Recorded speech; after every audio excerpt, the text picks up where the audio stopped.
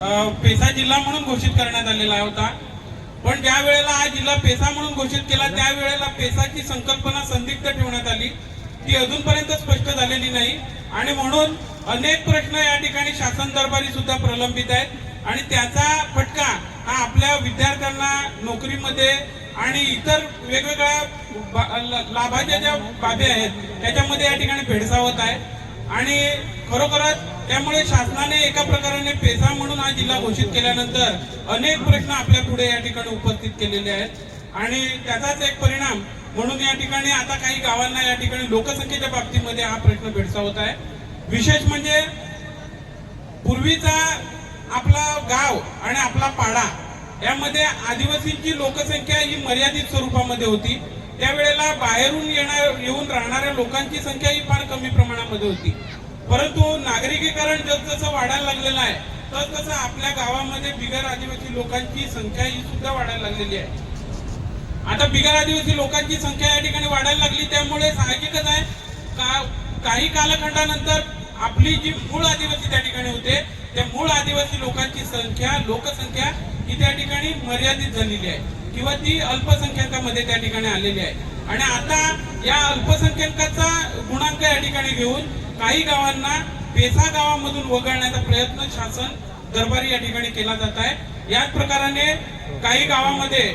म्हणजे पालघर जिल्ह्यातलं शिलटे हे जे गाव आहे या शिलटे गावामध्ये पूर्णपणे मल्हार कोळी समाजाचं हे जे गाव आहे या गावामध्ये 90% मल्हार कोळी समाज आहे आणि एवढं असताना म्हणजे 100% लोकसंख्या आदिवासी असताना या गावाला पेसा गावामधून वगळण्यात आलेलं होतं आणि हे गाव वगळत असताना त्या ठिकाणी सलगतेचा एक नियम त्या ठिकाणी लावला। सलगतेचा नियम असा आहे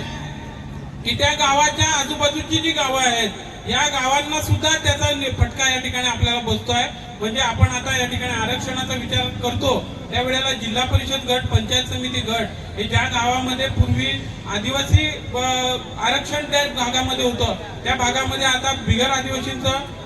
ओपन किंवा ओबीसी आरक्षण त्या ठिकाणी आलेलं आहे आणि त्याचा परिणाम काय झालेला ते लोकसंख्येचा हा विपरीत परिणाम या ठिकाणी आहे। तर शिलटे गावामध्ये सुद्धा अशा प्रकारचा प्रस्ताव या ठिकाणी सादर केला आणि हा सादर केला आदिवासी संशोधन आणि प्रशिक्षण संस्थेने। आता आदिवासी संशोधन आणि प्रशिक्षण संस्था ही आदिवासींच्या संशोधनाचं काम त्या ठिकाणी करते की आदिवासींच्या मारेकरीचं काम त्या ठिकाणी करते याबाबत मी त्या ठिकाणी आरटीआय टाकलेला होता आणि त्या आरटीआय मध्ये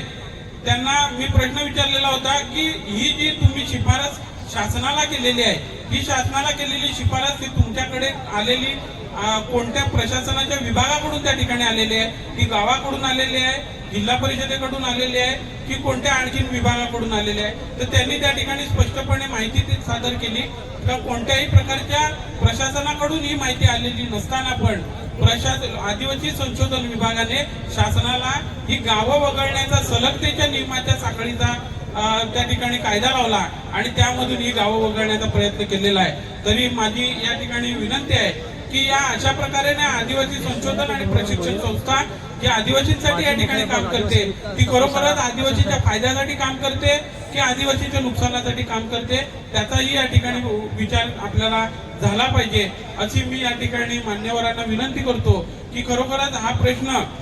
हा आदिवासींच्या अस्तित्वाला भेडसावणारा प्रश्न आहे। दुसरा असा विषय आहे की आदिवासींच्या जात पडताळणीचे जे प्रश्न या ठिकाणी प्रलंबित आहेत की आता एक सरांनी माझ्याकडे गडक सरांनी एक विषय दिला की प्रांजल शांताराम पवार म्हणून एक आदिवासी भगिनी आहे की या भगिनीच्या आदिवासी जात पडताळणीसाठी तिला